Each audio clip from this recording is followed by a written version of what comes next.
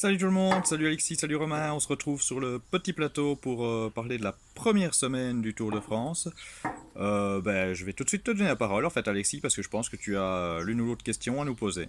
Hello, hello, salut les gars. Alors voilà, la première semaine du Tour de France, elle est terminée. Première semaine quand même riche en spectacles, riche en émotions, mais aussi riche en retournement de situation. Je pense que c'est quand même rare d'avoir une première semaine avec autant de retournements de situation pour le classement général. Voilà, grâce notamment au parcours, très compliqué, parcours qu'on annonçait comme peut-être la première semaine la plus difficile de l'histoire du Tour de France. Mais avant de parler de ça, il y a quand même eu beaucoup, 3 voire 4 étapes pour les sprinteurs qui ont tous eu l'occasion de s'illustrer. Ils n'ont pas tous réussi à s'illustrer de la même manière, mais ils ont tous eu l'occasion de le faire. Et le moins qu'on puisse dire, c'est qu'il y en a un qui a marqué plus les esprits que les autres, c'est un certain Jasper Philipsen. Alors, qu'est-ce que vous avez pensé de sa première semaine?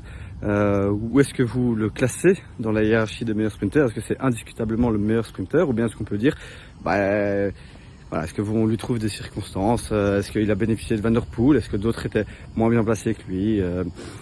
Ou est-ce qu'il vous a pas fait une si bonne impression que ça? Peut-être, c'est possible.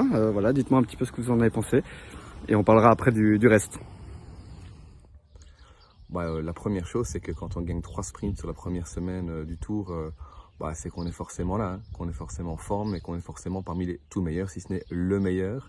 Alors oui, il est très très bien emmené par Mathieu Van Der Poel. Est-ce que ça va continuer?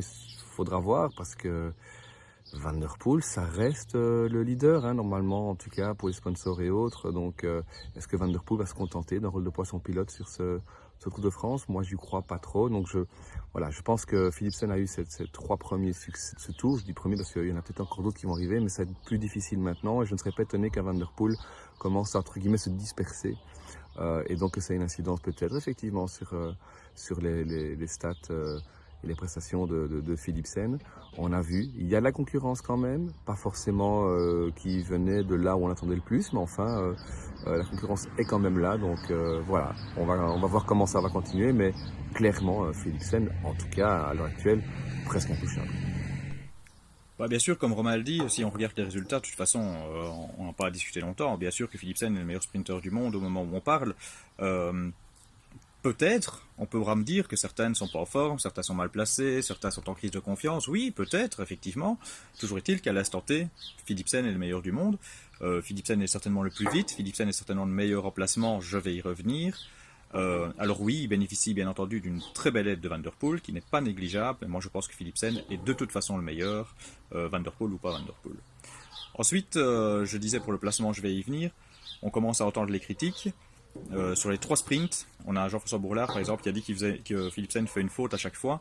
Je suis pas d'accord. Je suis pas d'accord du tout. Pour moi, le premier sprint, Philipsen ne fait pas de faute. C'est un virage en courbe, enfin une arrivée en courbe, pardon. Les barrières sont pas droites. Difficile de sprinter vraiment tout à fait dans un couloir. Là, à un moment donné, il faut se rendre compte aussi de la vitesse à laquelle ils sont lancés et la difficulté que ça a pour eux.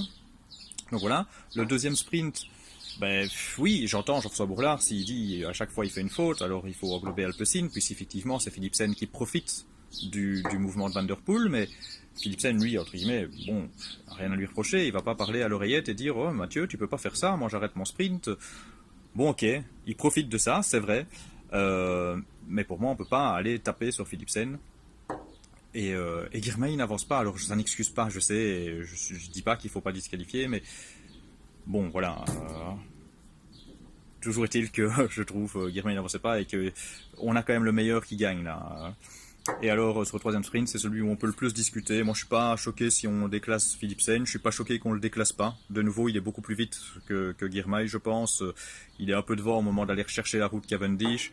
Il redéboîte Cavendish, alors il a changé quelques fois de ligne. À part sur Girmay, je trouve qu'il met personne vraiment en danger. Donc ok, on peut le déclasser, si on suit les règles d'un sprint, on peut le déclasser, mais allez, vu que j'aime Philipsen, je vais dire qu'on le déclasse pas.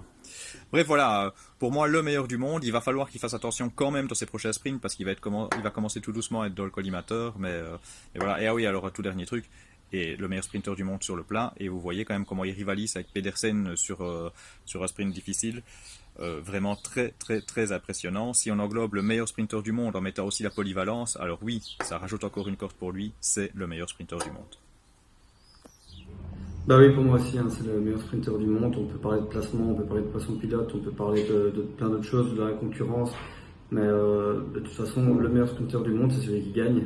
Si en l'occurrence il y a eu 3 sprints top là, il en a gagné 3. Alors oui, on peut parler du placement, mais quand Van Der Poel se déporte sur la gauche en poussant Girmay, tous les sprinters n'auraient pas su le suivre et remettre un kick après et puis encore résister à Ewan. Donc non, Philipsen est non seulement l'un, voire le plus rapide du monde, mais c'est aussi le plus polyvalent. Il est très bon dans la route de Van Der Poel, il est très bon au placement. Alors il fait des petites erreurs, c'est vrai. Face à face à Van Aert, c'est limite, mais je ne déglace pas non plus. Face à Girmay, c'est pas sa faute, c'est Van Der Poel. Et alors face à Girmay aussi, là du coup contre sa dernière victoire, pour moi il n'y a pas d'erreur non plus, il prend la route Cavendish et il est plus rapide que Girmay. Et voilà, ici encore une fois, on parle de poisson pilote, etc. Mais là, Van Der Poel était moins puissant que les autres jours. Philipsen était sur les freins et c'est le seul à avoir su réagir à l'attaque de Cavendish. Encore une fois, cette année, Van Aert fait parler de lui pendant le Tour de France, ça devient une habitude, mais est-ce que vous êtes déçu? Est-ce que vous êtes satisfait? Est-ce que vous attendiez à plus? Est-ce que vous attendiez à moins aussi, vu sa forme sur certaines courses en 2023? Voilà, dites-moi un petit peu ce que vous pensez de sa première semaine. Ben, wow, il y aurait beaucoup de choses à dire. Tout d'abord, je vais dire que je m'attendais pas à ce qu'il soit aussi fort, moi. Donc c'est une bonne surprise, presque peut-être inquiétant de le voir si fort, voir s'il va tenir cette forme jusqu'aux mondiaux. Mais donc globalement, je l'attendais pas aussi bon. Et si on est supporter de WoW, toi Alexis, je sais notamment que tu l'aimes beaucoup, on peut être déçu parce qu'il y a peut-être, enfin c'est vraiment la première semaine des occasions manquées. Pour moi, dans les sprints, il y en a deux qui peut choper, au moins une en tout cas où il est largement le plus fort. Fatalement, on l'a bien vu. Si il passe la porte là, je pense Pedersen est impressionnant, mais je pense quand même que Wout gagne. Euh, il y a aussi la fameuse étape donc, où Victor Lafay s'impose. On va pas refaire tout le débat spécifique à cette étape, mais je voudrais quand même globalement dire que Wout, il a signé chez Jumbo et il sait très bien quel est son rôle chez Jumbo, il sait très bien ce que Vingegaard fera ou ne fera pas. Je pense qu'il y a de la frustration chez les suiveurs, chez les supporters, il y a de la frustration certainement chez Wout lui-même aussi, qui parfois ne doit pas être d'accord avec les consignes, mais après quand ça redescend, moi je pense qu'il sait. Il sait quelle est la place de chacun, quel est le rôle de chacun. Et bon, voilà, il a fait un choix d'être dans une équipe pareille. Euh, je ne sais pas si c'est la bonne expression de dire il doit en assumer les conséquences, mais je pense qu'il sait, quoi. Donc voilà. Pour la suite, je pense qu'il y a encore des étapes qui peuvent lui convenir. Donc on va voir jusque quand il reste sur le tour, s'il part, hein, il va peut-être rester tout le tour. Je pense qu'il aura encore des occasions, donc c'est peut-être pas fini, il peut encore peut-être en claquer une. Bah oui, moi je suis quand même assez heureusement surpris de son niveau. Quand on regarde sa saison, elle est pas mauvaise, hein. Il a une belle classique avec le 3, Grand-Wevelgem c'était le plus fort, Roubaix peut-être aussi, à mon avis oui. Milan-San Remo une belle troisième place. Mais, euh, mais voilà, évidemment, selon ses standards, on ne peut qu'être déçu de sa saison pour le moment. Et le Tour de France, ben, on peut être déçu aussi qu'il n'ait pas de victoire d'étape parce qu'il en rate 3 où il était probablement le plus fort, en tout cas 2 où il était le plus fort. Donc c'est rageant, mais d'un autre côté, on peut être heureusement surpris de son niveau. Et moi, j'ai confiance. Je pense qu'il va encore augmenter de niveau. Je pense qu'il va aller chercher des échappées et qu'il peut encore aller chercher des victoires d'étape sur ce tour, notamment dès mardi. D'ailleurs, je pense qu'en allant dans l'échappée, il pourra aller la chercher. Donc voilà, je pense qu'il va monter en puissance en vue des mondiaux. Donc j'ai confiance à ce niveau-là. Et puis, il faut le dire, hein, Wout van Aert et le Tour de France, ça commence à être une histoire assez intéressante. Ça fait 4 saisons de suite où il fait parler de lui lors du Tour. Il est vraiment en train d'asseoir sa légende sur le Tour de France, donc c'est assez intéressant aussi à suivre. Voilà, donc il continue d'impressionner en juillet et on verra en août ce que ça va donner. Autant, comme je disais pour Philipsen, on pouvait être que content quand on le voit gagner 3 étapes. Autant ici, avec Wout, on ne peut être que déçu de ne pas le voir en avoir gagné une belle sur ses premières semaines. Donc oui, déçu par les résultats, mais pas forcément pour le niveau affiché. C'est vrai que c'était impressionnant. Moi non plus, je n'attendais pas à ce niveau-là pour ces premières semaines du Tour. Après, peut-être que, et ça ne s'était peut-être pas remarqué les années précédentes, en tout cas pas de façon si limpide, mais peut-être qu'on constate surtout cette fois-ci qu'il n'est pas dans la bonne équipe, tout simplement. On l'avait dit en prélude, l'équipe autour de Vingegaard, elle n'est pas hyper solide en montagne. Et donc Wout doit être là, doit faire partie de cette stratégie. C'est un chaînon essentiel de cette équipe, y compris dans la haute montagne.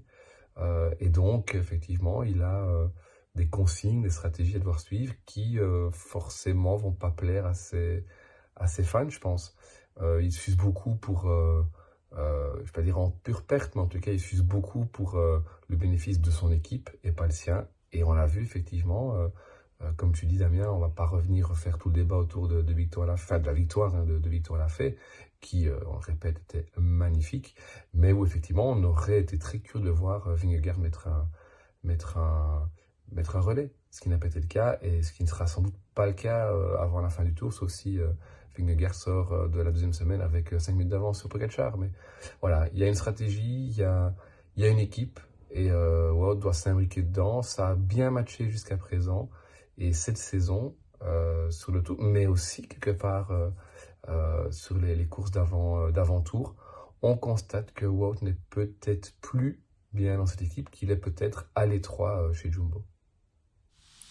Et pour quitter un petit peu nos coureurs belges et avant de parler du fameux duel Vingegaard contre Pogacar, moi j'avais envie de vous demander, hein, question traditionnelle, ce qui vous a plu durant cette première semaine du Tour de France. Oh ben, pour le coup, je vais vraiment pas être très original. Mon coup de cœur, je dirais que c'est quand même le coup de panache de Jay Hindley. Je pense que même plus qu'un coup de panache, c'était aussi un bon coup tactique. Il a profité du chaos de cette étape pour réussir à s'échapper et passer sous le radar. C'était vraiment très bien vu et c'est le moment où j'ai le plus vibré, je pense, dans ce Tour de France. Avant de parler du duel Pogacar-Vingegaard, évidemment. Voilà, c'est ce qui m'a le plus fait vibrer, c'est ce moment-là. J'ai beaucoup aimé aussi le fait que Mathieu Van Der Poel puisse se muer en équipier de luxe. Voilà, je trouve ça très beau de pouvoir faire ça aussi. Ouais, ben moi aussi, hein. Comment citer autre chose qu'Hindley? Oui, il y a plein de petits trucs qu'on aurait pu citer, hein. Mais le move que Jay Hindley fait, paf, dans une première semaine, t'es favori pour le podium, tu pars comme ça dans une échappée, incroyable, superbe, superbe coup de panache, ouais, top, top, il le paye pas le lendemain, vraiment intéressant, mais surtout l'audace, quoi, hein. C'est surtout prime à l'audace, et puis quoi qu'il arrive, même s'il l'avait payé, eh ben le gars il va chercher sa victoire d'étape. Sa joie aussi fait vraiment plaisir à voir sur la ligne, donc Jay Hindley, bravo pour tout. Oui, c'est vrai que le coup d'Inlay, c'était incroyable de le voir partir comme ça dès la première étape de montagne. On a eu de belles étapes de montagne, hein, mais moi, ce qui m'a encore plus marqué, c'est le grand départ, avec 3 jours assez fous. Rappelez-vous ce premier jour avec ce duel fratricide entre les jumeaux Yates, ce deuxième jour avec une étape très ouverte et le magnifique coup du kilomètre de Victor Lafay. Et puis ce troisième jour avec un premier sprint massif. Et quel top 20, mes amis, quel top 20 pour ce sprint à Bayonne. Enfin voilà, 3 premiers jours de course extraordinaires pour diverses raisons qui font, je trouve, un des plus beaux grands départs de ces 10 dernières années, certainement, peut-être de ces 15-20 dernières années. Ok, donc on a parlé de ce que vous avez aimé sur cette première semaine. Une déception peut-être, ou plusieurs, hein, sur cette première semaine du Tour? Alors moi, des déceptions, j'en ai quand même quelques-unes, hein, mais pour certaines d'entre elles, c'est vraiment des détails, hein, donc ça ne veut pas dire que je passe un mauvais Tour de France. D'abord, voilà, l'entrée au Tour du Pays Basque, je regrette un petit peu que ça a été un petit peu trop dur peut-être pour les punchers, les classic man. J'aurais bien voulu qu'ils se mêlent à la bagarre avec les gars du classement général. Ensuite, les deux étapes qui ont suivi, remportées par Philipsen, c'était à chaque fois un final vraiment dantesque, mais l'étape en elle-même était pas super. Petite déception, 95% de l'étape du Puy-de-Dôme. La fin était vraiment époustouflante. Mais le début, on s'est bien ennuyé. Et ensuite, la réalisation, je suis désolé, mais c'est vrai qu'il y a souvent des petits soucis à ce niveau-là.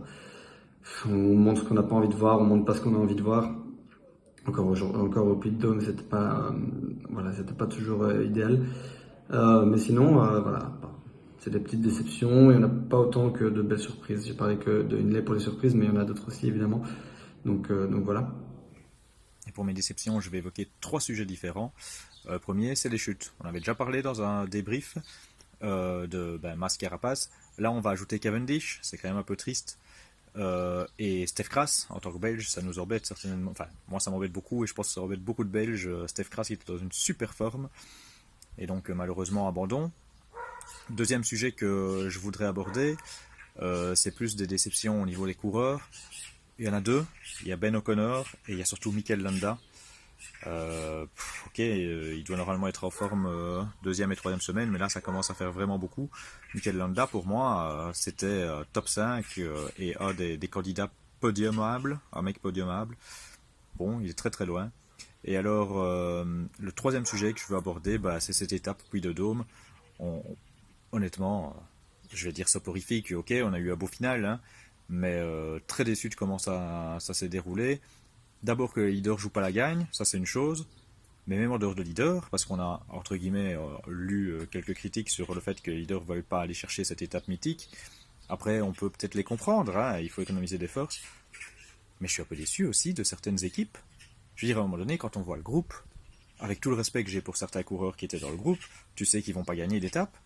Donc au final, il y a beaucoup d'équipes qui se sont résignées sans mettre un mec vraiment devant. Moi, je suis très déçu de ne pas avoir vu Félix Gall, Chicone, enfin des mecs comme ça dans l'échappée. C'est ce que j'attendais. Je voulais vraiment, si c'était échappé, un scénario qui était tout à fait possible, je voulais des mecs costauds. Je pensais que Mentius peut-être pourrait y aller. Voilà, j'attendais autre chose que l'étape qu'on a eue, même si au final, on a un beau final dans l'échappée avec un beau vainqueur Woods, qui n'est pas du tout surprise, mais le scénario fait que c'est super sympa quand même, comme il revient sur un bon Jorgensen. Et alors c'était quand même beau aussi ce qu'on a pu vivre dans le duel, mais ça je vais certainement y revenir plus tard. Alors au niveau de la déception, c'est vrai que j'aurais pu dire les chutes. On avait déjà évoqué celle de Mas et Carapace. On pourrait évoquer celle ici de Cavendish et puis celle de Steph Kras également. Donc voilà, c'est 4 coureurs qui quittent le tour sur chute, c'est jamais agréable. Il y a toujours des chutes, on le sait toujours, mais ici c'est vraiment 4 coureurs qui vont manquer. En tout cas, Steph Kras en tant que Belge forcément. Cavendish, c'était l'histoire qui était en marche. Hein. C'était quand même assez intéressant de voir ce qu'il était capable de faire sur ce tour. Mais sinon, la vraie déception pour l'instant, c'est cette course à 3e place. On a eu un phénoménal Hindley, mais depuis, c'est un peu morne. Il ne se passe pas grand chose. J'attends beaucoup plus je dirais même d'attaque et d'initiative en tous les cas. Des Yates, Gaudu et autres qui pour l'instant se contentent d'essayer de suivre le plus possible les deux. Et puis quand les deux attaquent, voilà, c'est un peu par élimination. C'est un peu dommage. Alors évidemment, on ne pouvait pas évoquer cette première semaine de Tour sans évoquer ce duel entre Vingegaard et Pogačar, duel annoncé, attendu, et un duel qui se confirme avec déjà énormément de choses à dire. Je voulais savoir ce que vous en avez pensé, Alexis et Damien. Alors le duel, c'est là que je suis passé pour un cycliste, hein, vous l'avez certainement vu sur Twitter. J'ai pas honte de ça. Pour moi, quand Vingegaard a pris du temps sur ce Tour de France, le tour était plié. C'est pas une question de culture de l'instant. Alors oui, peut-être un petit peu, évidemment, que ça appuie la théorie, mais dès le départ, Vingegaard était mon favori. Dès le départ, j'avais tenu un discours où Pogačar ne distançait pas Vingegaard, même sur les ascensions qui lui convenaient mieux. Vingegaard était meilleur sur certains types d'ascensions. Donc voilà, Vingegaard était mon favori, qui plus est avec la préparation chahutée de Pogačar. Donc, à partir du moment où en plus Vingegaard semble écraser un peu le tour, inévitablement, moi je plonge, hein, pour moi c'est terminé, j'imagine pas une seconde le Slovène pouvoir reprendre du temps. Et alors, magnifique de le voir revenir dans le jeu quand je n'y attends pas. Et encore aujourd'hui sur le Puy de Dôme, il lui prend pas grand chose, hein. Psychologiquement c'est très bon. Et Vingegaard finalement, moi qui le voyais pour le cyborg invincible, il montre vraiment quelques signes de faiblesse. À voir. Du coup, moi je me prononce plus, je suis tout à fait perdu, mais tout ce que j'espère c'est qu'on va avoir droit à un match comme ça tout du long. C'est juste magnifique. C'est juste magnifique d'avoir deux mecs où t'as l'impression qu'une fois c'est l'un qui est plus fort, une fois c'est l'autre, où ils vont se bastonner tout du long, on l'espère en tout cas. Donc j'ai hâte qu'on soit en deuxième semaine. Ouais, pour ce duel Pogačar-Vingegaard, c'est vraiment ce à quoi on s'attendait. Un vrai duel, un mano à mano. On l'a encore vu dans le Puy de Dôme. C'était vraiment un vrai duel. C'était pas épaule contre épaule, mais c'était à coup de 10 mètres d'écart. Il n'y en a aucun qui craquait, il n'y en a aucun qui creusait tant que ça. Et c'était vraiment très impressionnant. Je suis très content aussi qu'il se soit rendu coup pour coup. J'ai eu peur à un moment, comme beaucoup, que Vingegaard soit largement au-dessus de Pogačar. Ce n'est pas le cas du tout. Ils se sont rendus. Enfin, Pogacar a répondu une fois, deux fois même. Pogacar a l'ascendant un peu psychologique maintenant sur Vingegaard, ce à quoi on s'attendait pas, je pense, au début du tour.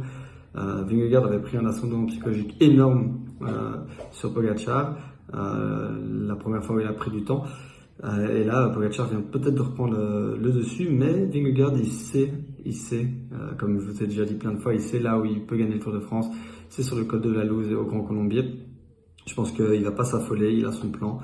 Et voilà, le Puy de Dôme, c'est aussi c'est 4 km, c'est des efforts qui conviennent bien à Pogacar, peut-être plus qu'à Vingegaard. Même si Pogacar m'impressionne quand même, je m'attendais pas à ce qu'il soit plus fort que Vingegaard aujourd'hui. Mais voilà, c'est des efforts qui lui conviennent bien. Et je suis très content qu'il reprenne du temps là où il peut en reprendre, ce qui nous annonce un duel vraiment super pour la suite, parce qu'il n'y a pas que des cols qui avantagent Vingegaard dans la fin du Tour de France. Il y a aussi des cols qui vont avantager Pogacar. Sur ce qu'on voit aujourd'hui, il y a beaucoup de cols qui vont avantager Pogacar, et donc on aura un vrai duel jusqu'au bout. Et on aura aussi un duel pour les places, pour le podium, pour la 4, la 5e place. Donc ça va être très sympa à suivre. J'ai hâte de voir la suite de ce Tour de France et de ce duel qui s'annonce déjà mythique. Mais oui, hein, je pense qu'effectivement, on a eu quelque chose de très intéressant dès le premier jour, dès la première étape. Ça s'annonce grandiose jusqu'à la fin du tour si, en tous les cas, les forces en présence restent celles-là. Et on risque d'avoir un des plus beaux duels depuis très très très longtemps sur le tour.